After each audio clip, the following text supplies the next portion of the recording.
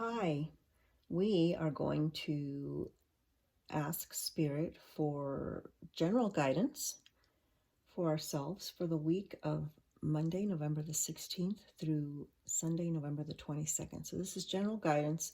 In some of my other videos, we get very specific about what's going to happen and the guidance in regards to those happenings or those occurrences.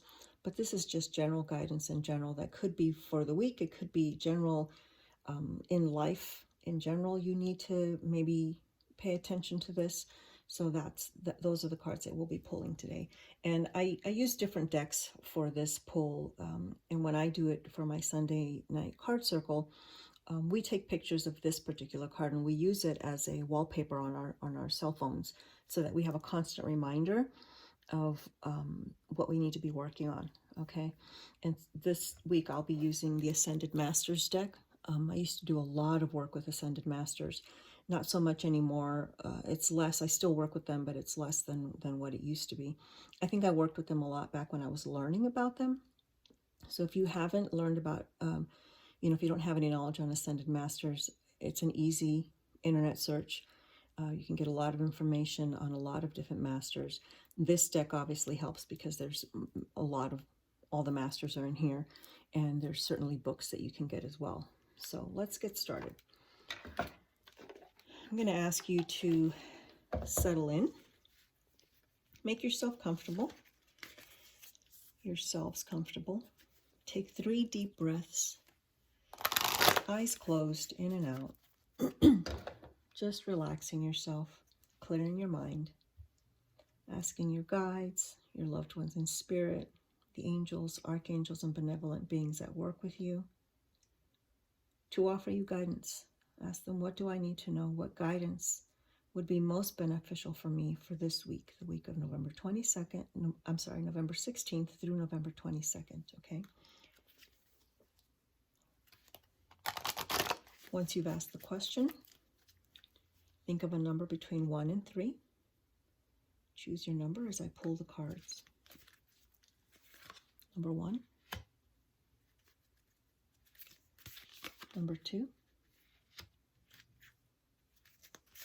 and number 3.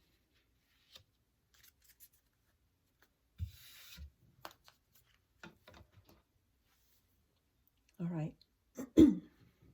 Connect to your card, and if you have chosen card number 1, your guidance for the week is to remember the power of joy. And we are looking at Maitreya, the Happy Buddha, focusing on joy. Again, this is all about the mind and where your head is, like where are your thoughts? What are the things that you're focusing on? And also I would want to do some things this week that bring you joy. If you like dancing, and I know we're middle of a pandemic and maybe you can't go to the nightclub if that's your thing, but you can dance in your living room or I dance in my kitchen all the time. If I'm cooking and the music is playing, know that I am dancing. Because my joy is dancing and my joy is cooking, my joy is hiking, my joy is traveling. So whatever your joy is, make sure that you incorporate that this coming week, okay? Number 1, remember the power of joy. Okay, for those of you who have chosen card number 2, Archangel Michael, just bringing that strength in there, bringing that sword and that shield, that light to guide you on your way, telling you you can do it. You can do it. And I want to say that your path is being lit. You are surrounded and you are being guided, and you need to make a move. You need to make a move, okay? And it may be a move that you've been dreading or that you've been kind of putting off, but this is the week to do it, all right?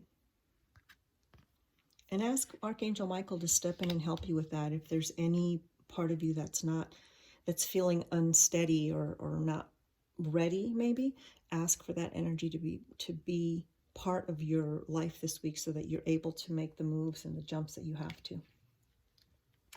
All right, card number 3. Oh, wow. This is for my Arizona friends. Drink more water. This is Oshun, the Lady of the Water, okay, the goddess of the water, and this is one of the Orishas. But I really want to say that not just drinking water. I do feel like there are some of you out there that need to detox in a way where we're flushing the body out, okay, flushing the body out with water. I would also want to say that the detox is not just about flushing the body out from the inside, but from the outside. So when you're in the shower, this is about visualizing the water cleansing and clearing you energetically. Okay, maybe use some agua florida, some Florida water in your bath, to cleanse yourself a little bit. You could sit in a bathtub with Epsom salts. It works. It's fabulous for detoxing, not just physically but energetically. And I just feel like this is about surrounding yourself with water for the purpose of detoxifying, clearing your energy, getting rid of the bad, negative energy, toxic, stagnant energy that you've collected, right? Also, I want to say for those of you who in your household feel stagnant energy or negative energy, what would be helpful right now is a little water fountain. I think you can pick those up for like $10, okay? Get a little water fountain, get some water flowing to kind of remind you to move the energy in your space. It helps move the energy in your space as well. If you're not someone who regularly goes through and uses sage or palo santo or I have sweetgrass here, and I also have the Florida water, but I have the Florida water mixed with distilled water, and I spray that in my space as well. So I have a lot of means of, because I do readings in this space on a regular basis, I create a portal and I let a lot of energies in here, and I need to make sure that they clear out, and my own energies, there's some days when I'm just in a funk, right? Or I've picked up somebody else's stuff and I need to clear that before I can sit and do a reading, and I need this space to be clear for me to be able to connect with spirit. So I'm going to say that for you, there are some of you that need to do that in your space as well, all right? If you can find these cards online, typically these cards are somewhere. If you search the images on the internet, you'll find them, and I recommend putting them as a wallpaper on your cell phone. If not, feel free to reach out to me, message me, and I will snap a pic and send it to you so that you can have it and use it for the week. You know how to reach out to me. My website is my name, and the email is on there, and a phone number as well if you want to shoot me a text. And I can text you the picture over, and you can use it as a wallpaper. It serves me well to have them on my phone, because when you're looking at that as a background, you're remembering. I have my opening screen on my phone blank, and all of my apps are on my second and third screen in folders. Super organized person, but but I like that. I don't like seeing that mess when I open my phone up. So the first thing I see is this picture. Anyway, if you have any other questions, I do recommend that you find a deck that you enjoy, preferably not a tarot card deck, but an oracle card deck, and pull a card a week for yourself. This is really good for developing your intuition. Pull a card at the beginning of the week, jot some ideas down about what you think this might mean or what you might need to do, what the guidance might be for you. At the end of the week, circle around, open up that journal, look at what the card was, look at what your thoughts were behind it, and then reflect on what actually happened that week, okay? And see how it jives, like, how close were you to it?